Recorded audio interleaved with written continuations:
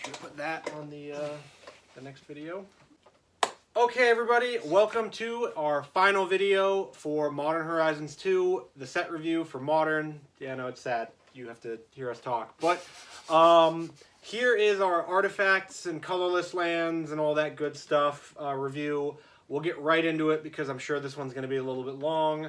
But we'll get to the point with the Academy manufacturer. This card is bananas. So this one, you want to make a bunch of permanents. I think there are a couple ways to abuse something like this. First of all, it's really easy to make all of these things. Tireless Tracker. Yeah, like Tireless, Gilded Goose. Like, it's not hard to be producing these permanent token types. Three-Bit Inspector. So yeah, these are all really cheap cards. Then you need something to do with all of your artifact permanents. You don't actually want to like, don't be tricked into like cracking your food and clues. That's not really what you want to be doing.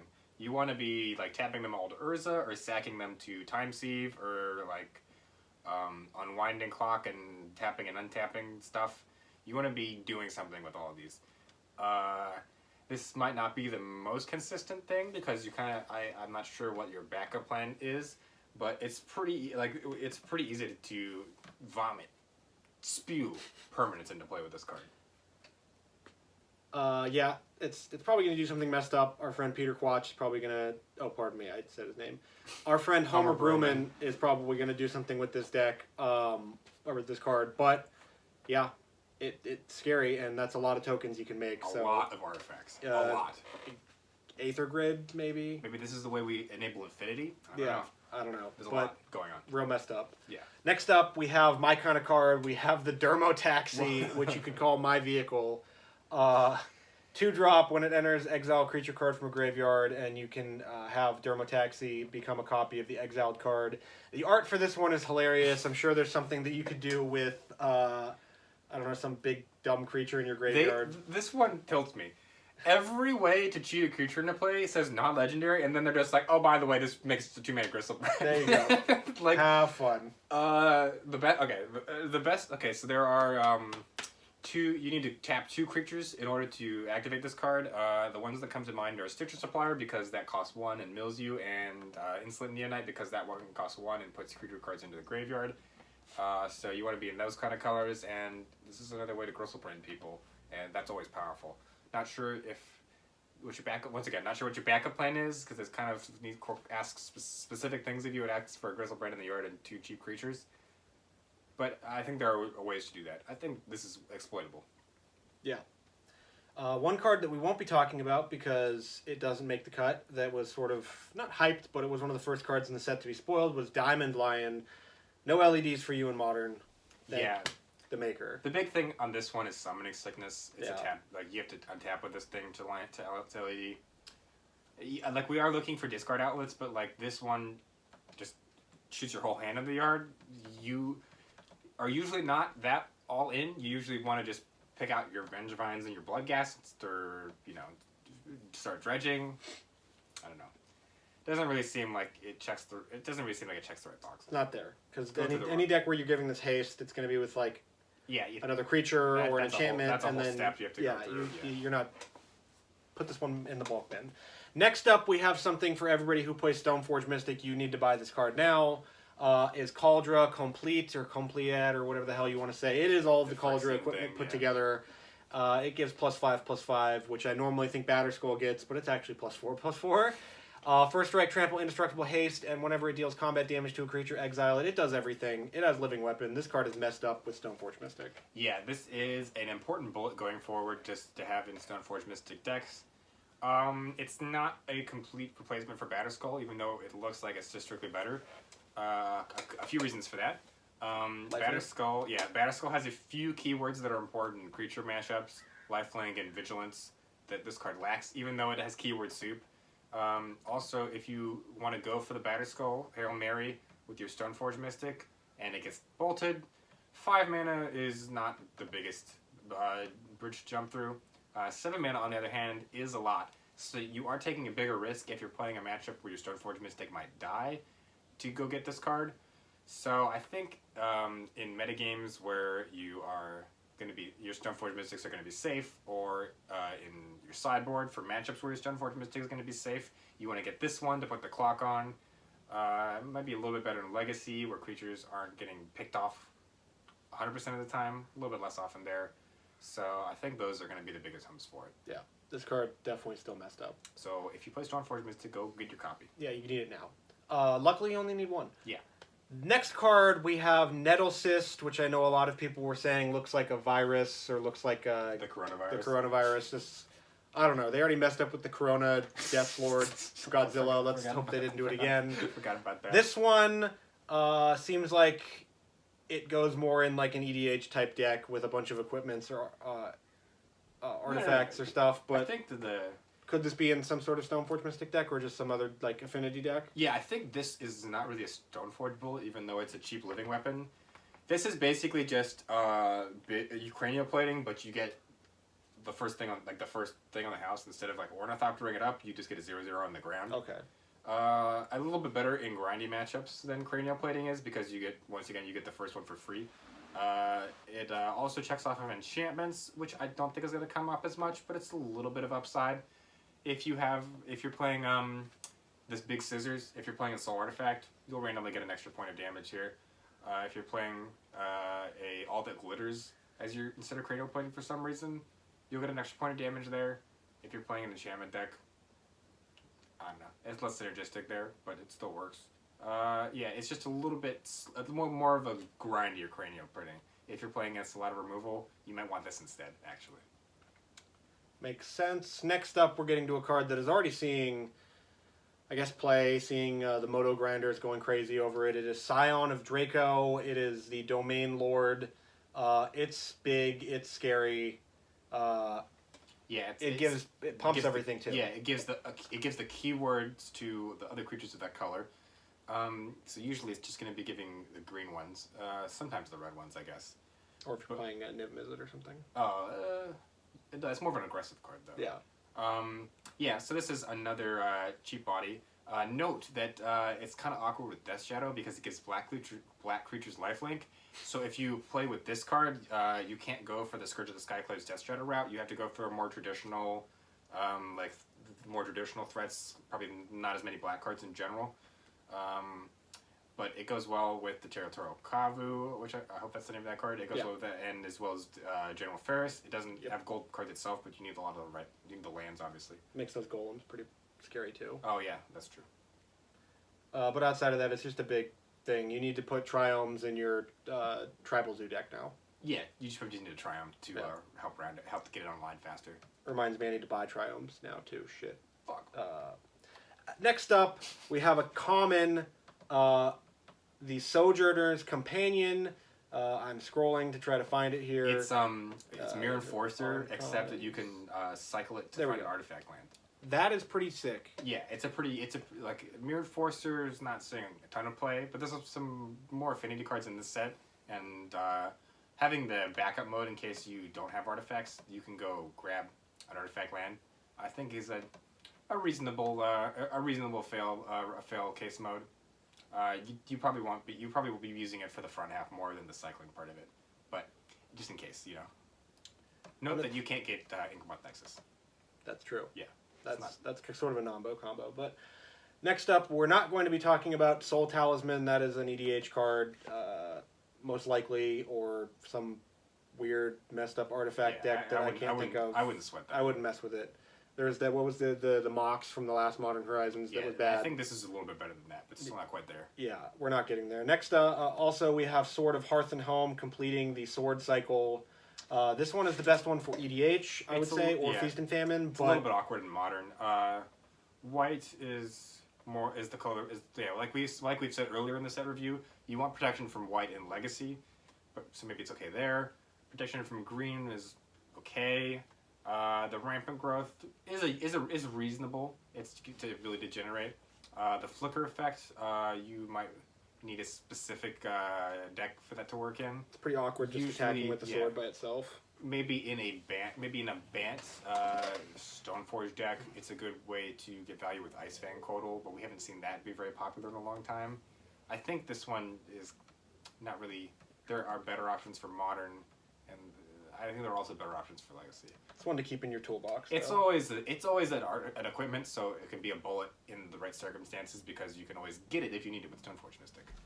So we talked about in the multicolor set review the really long meme name card. Giant long name. That gets the Underworld cookbook. Most of these types of cards where they do that usually are bad. There was like that old Newt card from like M14 or whatever that searched for a Bogru Witch and all that stuff. Is this card? This card is just cheap enough to where it actually probably makes sense to be able to play. Yeah. So Faithless Looting left us. We've brought that up a lot. It was a very impactful banning, but this is now I think one of the better 1-mana discard outlets. You got your Insolent Neonite, but that's a one-shot, but this one's repeatable. Giving you food tokens makes you want to play specific payoff cards. Maybe your Cauldron Familiar, something involving artifacts. You want beef? We got the Feasting Troll King. You into that? You do Feasting Troll King. Feasting Troll King. Yeah, so it kind of pushes you in a specific direction because it makes food tokens, but it's just probably the most efficient 1-mana discard outlet. And you get to get value with that with Johnny Longname as Mando Moradora. Yeah. We won't make Eli say it again because I tried saying it in that video. You can go check that out. Yeah, have fun with that. Next up, we do have a pretty impressive card here. That it's a new card. We have Void Mirror. So this one, I know I was excited when I first saw it, and then Eli sort of deflated the air out of that balloon, but I still said no. Then that means that they can't cast a Tron card on turn 3. This stops basically Tron and other colorless cards from being cast unless they play a forest or whatever else. Yeah, so versus Electronic Tron, it'll just Stone Cold bang. They're out of commission because they don't play any sort of non-colorless mana. Versus regular Tron, they usually have some basic lands and some Chromatic Spheres and Stars in order to facilitate maybe 8 to 10 green cards. So they have to sort of play, they can play around it, but it'll still slow them down a little bit. Another area that this thing hates is any sort of free spell shenanigans. These suspend cards are a big one. So it's a great way to stop Living End, Cascade, a different sort of Cascade engine. I don't know if there's going to be a lot of that. It stops Bring to Light. So there's a few other applications for this card.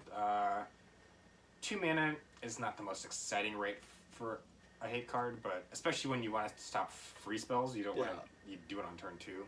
I guess the Cascade cards cost 3, so you're ahead of the curve, but it's a little bit narrow. But but when it works, your opponent can't cast spells. Which would be sick. This seems like it's going to wax and wane in popularity on the other side of Damping Sphere, because Damping Sphere sort of hits Tron, then it hits Storm, and this hits Tron and Living End, so I guess the moral of that story is these hate cards hate Tron, and so do I. Wonderful. Yes. Next up, we have Zabaz the Glimmer Wasp. Oh, this I think this won the challenge the day we recorded this video. Oh, wow, okay. So this one has a lot of text on it, wow. It's modular 1. If it would trigger 1 or more +1/+1 counters on a creature, it's hardened skills. Yeah. And then you have a red and a white ability that you're probably not activating. Yeah. So this is basically half a hardened scales, where it's gonna pump up your Ravagers, your Workers, and I guess you can't pump up other copies of itself because it's legendary, but that's an effective way to move the counters off using the legend rule and play 4 copies of this card. So this is an upgrade. It's not like you're not going to pop off like you do with Hardened Scales, but this one is also a creature. So that deck always wants more warm bodies in order to shift its power and toughness around onto. As far as the colored mana activated abilities, I guess you could splash because you were only playing green before, but that deck wants a lot of colorless lands as well. So it's kind of a minor upside. Don't worry about those abilities as much. Another card here that I just want to mention because it's really, really cool is Altar of the Goyf, which just sounds like something that a Magic player would make up that a Jund player would have in their closet. But it costs 5 mana, you're not going to play it. But it's just a cool looking card and a very funny sounding name. Next up, we're not going to skip directly to the new old cards. We're going to go to the colorless lands, we're going to go to the land section. There's not that many, but we'll do them in groups. Yeah, we have. I'm trying to get to them. We have the fetch lands, which are self-explanatory. So you have the 5 fetch lands, the 5 enemy-colored ones. If you don't have these, please, please, please, please, please pick them up in this set. Get some older versions. Who cares? Get yourself some Scalding Tarns. I know I'm going to. Always nice when they're cheap after the reprints. Yeah, this is the best time because more people are going to want to play Modern now because you can play with Scalding Tarn and it's not $100, it's $50 or whatever the price is going to be. Exactly, yeah. Outside of that, we have the Artifact tapped lands. So a lot of people have clamored for a long time to have the Artifact lands in Modern. They are obviously banned. These are dual-colored ones for limited purposes and for Modern purposes, or if you have Legacy purposes. Squeeze in a tapped land. It's not the worst thing in the world, and especially with all these new affinity cards rolling around, I think this is an elegant solution. Seeing that the Synod is a little risky to print into Modern, but I think having them come into play tapped is enough of a drawback where you can still have some sort of artifact, some sort of mass artifact decks without like them having the danger of breaking the format like you did back in the Urza days. Urza. Speaking of Urza, we'll get to that a little bit later. Where is the power, whatever the hell? Power Depot. There we go. Yeah. This card we're just going to mention a little bit because as of recording this, it did well. It literally won the challenge. Won the day of Modern recording. Challenge, so we weren't going to talk about this, but I guess now we have to. Yeah, we'll put it on there. Because modular is a thing. Yeah, so this might be an upgrade for Hardened Scales. We were mentioning how the previous card had kind of awkward mana costs, so this kind of helps with that as well. And that deck has played tap lands in the past before. It played Land of War Reborn, I believe is the name of the Forest Ender that played tap with a +1/+1 counter on it. Yeah. Yeah. So this is an effect that deck has already played in the past. It's a reasonable card. Outside of that, this card's pretty good, or in that deck at least. Yeah. We do have a card that scares the living crap out of me. Yeah. Oh boy, this is, what is this, Primeval Titan, like 5 to 8 now, fucking 9 to 12. Amulet. Yeah, the amulets up the wazoo. This is Urza's Saga. This card, when they spoiled it, people were like, okay, this has to be good. It has Urza on it. It's a Saga. It's a land. It makes colorless stuff. It tutors. Did they not learn their tutors? Did they not learn the lesson from 2019 and 2020 that this is not an okay thing to print? It's also not legendary. Okay, so... Oh, it goes away after 3 turns, but guess what? You're dead. Yeah. So, like, if you play this late enough, you're going to get 2 constructs, 2 Karnstructs, I guess, what is the popular name for that. Yeah. And then you get take a tutor for a cheap artifact. Like, the sky's the limit here. So, in Hardened Scales, you can go get just some Mana Source. I wanted to play Hardened Scales too. Damn it, I have to buy this card. You get to play a Mana Source. You get to play the new Legendary Creature. Some sort of utility sideboard card. The deck has played Pithing Needle in the past. You also get the 2 bodies out of it, which are going to be pretty well sized. It just pumps the 2 dudes too. Like you get you get 4 power worth of guys already, and then you go get an artifact, and then now there's 6 power. This card is very powerful.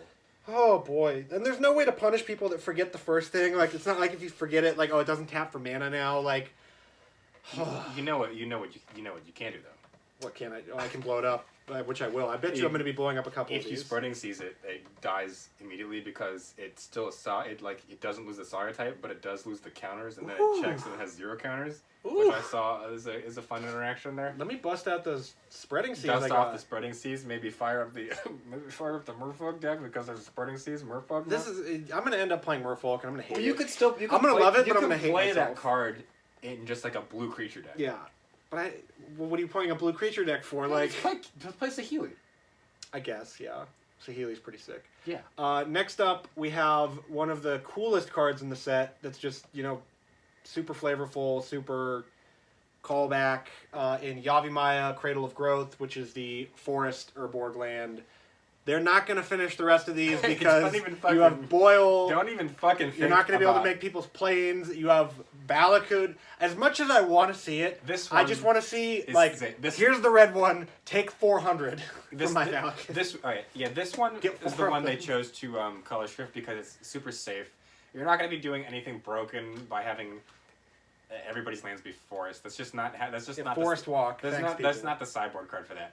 This is just in here to fix people's mana. It's super safe. You're gonna play one copy of it because it's legendary. You don't want to screw yourself unless you're into that sort of thing.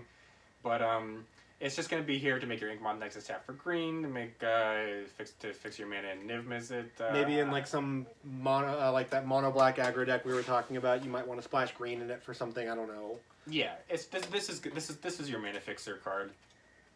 It's gonna be a little one of in decks where you have very strict code requirements. This is a very sick card. I love this card. Next up, we'll get to the colorless cards that are making their way from Legacy into Modern. We'll start off with one that is going to ruin my life, and that our friend Justin Porches is going to, I'm just going to say shove up our asses, because this card is messed up, and that is Cursed Totem. Oh, this one, yeah, okay. This one, I think, was flying a little bit under the radar during spoiler season, but I think that it's a pretty reasonable sideboard card. We saw during the a few months ago, Heliod was the talk of the town. This puts the kibosh on that. Everything. There's a number of decks of this hoses. Turns off Arcbound Ravager, I believe. Yeah. Yeah, like this card is actually pretty flexible. There's a lot of activated abilities. Yeah. Linvala used to be the mirror breaker where your stuff doesn't do anything, and now this obviously isn't. This one's harder to kill. This one's harder to kill, and it's for both players, but I think that those artifact players are going to be really, really sad when they can't activate their Urza. Yeah, it's not. It's I don't know if it's for that type of deck. It might just be don't worry about it being an artifact. Yeah. You just play it in like a Jund or a blue-eye control or whatever. This card's going to some sort of boring deck that doesn't. Who doesn't want to activate creatures, dude? Like that's the best part of Magic, right? Yeah. Next up, speaking of Urza, we have Nevernearl's Disc.